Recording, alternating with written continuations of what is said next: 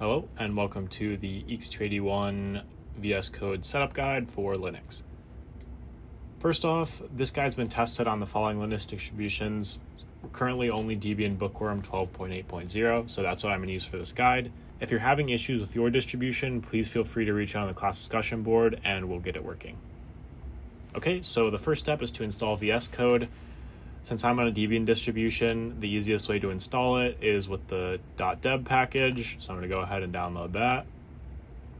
Then I'm going to open terminal. And then I'm going to just install it with apt.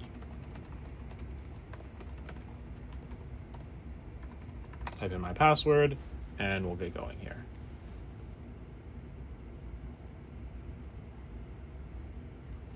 Once it's finished installing, I'm going to go back and then install dependencies.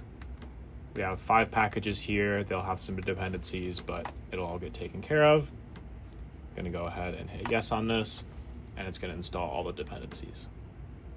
Okay, now on to configuring VS Code.